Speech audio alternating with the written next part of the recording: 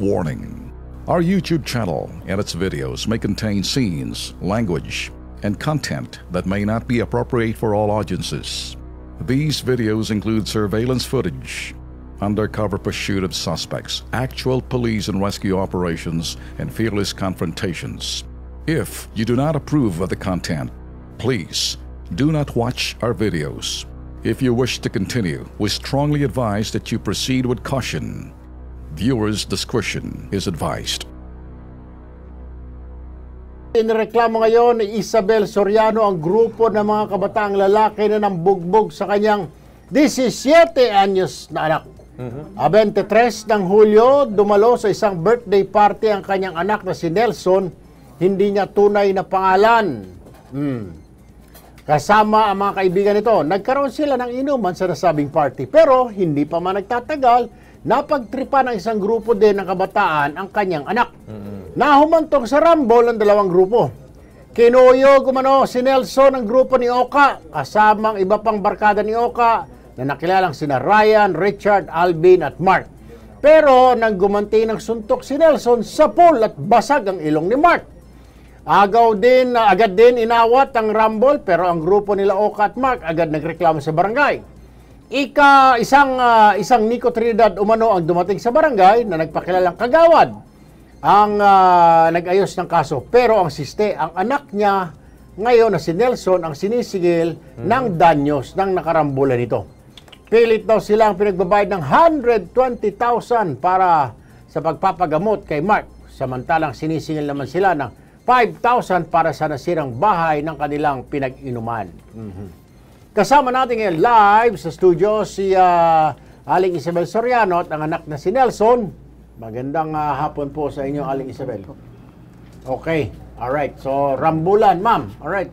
Inuman, 17 si Iho. Napuruhan yung kalaban. 16 lang po. 16, okay. 16, rambol. I'm sure, minor de edad yung kalaban din niya, ano? Paano ho naman napasok doon at pinagbabayad ngayon si anak ninyo nung kagawad? Ano po, sabi niya po sa barangay, bali, pumunta po kami sa Kanumay East. Doon po kami nakatira. Okay. Doon niya po kami dinimanda. Okay. Kasi kung saan daw po nakatira yung nanakit doon sa ano niya, doon niya daw po didimanda. Tapos yung nanakit po daw sa kanya sa Lingunan, doon po na kami nagdemanda. Okay. Ngayon, tinatakot niya po kami na pag di kami nakapagbigay. Ma'am, ganito siguro, away mga minor de edad ho yun. If I were you, ito sabihin nyo, sige, magdemanda kayo kasi kung minor de edad din ho, wala naman hong kulong yan. Pareho silang minor de edad. Tinatakot nga po. Dahil sa batas ni, salamat pala kay Senador Kiko Pangilinan, doon sa, pag minor ka pa, wala kang kaso. Juvenile. So, juvenile. So, wala rin hong kaso yan. Masking idemanda nila ng idemanda, ito'y 16 anyo, so minor de edad ho yan. So, mangyayari po dyan, mapayo namin sa inyo, is charge, counter charge. Didemanda kayo, idemanda nyo rin na gumanti lang ho ito. Di ho ba?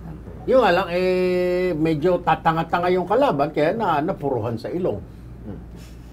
Yun ang nangyari. Pero ang ano ba ng barangay ninyo, parang pumapabor sila doon sa kalaban nito ni Nelson? Kasi hindi daw po ako pwedeng magreklamo dahil naunahan po daw nila ako. Dapat ang barangay parang Erwin, di ba? Hindi, Dapat wala hong gano'n na naunahan. Abay, charge, counter charge, dapat pareho. Ito, alamin natin ha.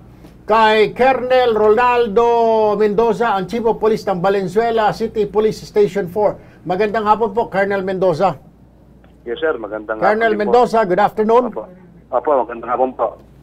Hindi marinig. Hello? Wala. Lakasan mo. Lagyan mo ng baterya para maganda. Wala. Wala dito. Okay. Hello? Ayun! Talagang. Colonel. Colonel, magandang hapon po. Sir, magandang hapon din po sa inyo dyan. Opo, si Erwin Tulfo po ito with Alex Santos. Live po tayo dito sa Kilos Pronto over PTV4, sir. Meron pong dalawang grupo nagrambulan dyan sa inyong lugar, parehong mga minor de edad. Alright?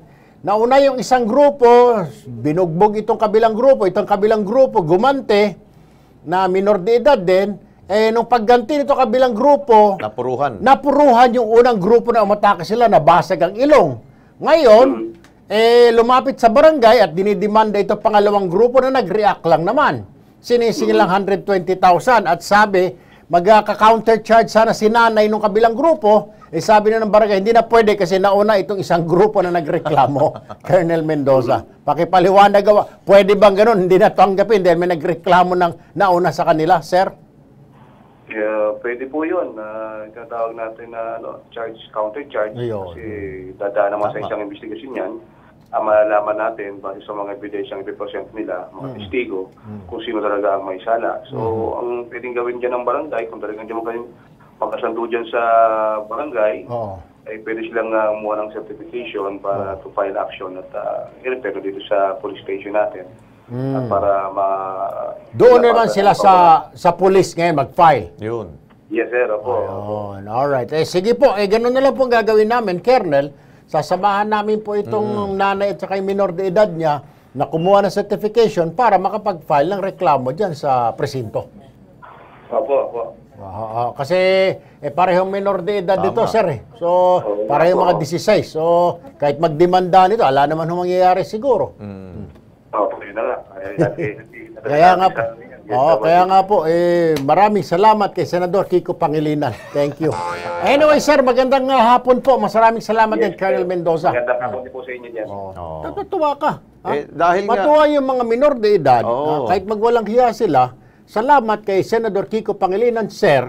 May maraming mga hold-upper na mga kabataan, mga adik, mga nambubugbog. Hindi mo naman pwede sapakin din dahil makakasuhan ka. Pero tama nga, si nanay, huwag na asahan ng barangay. Huwag na. Dahil, kumuha na lang, samahan namin kumuha ng certificate to file action. Tama. Doon ka sa police mag-file. Tama. Doon magkasagutan kayo. Sige.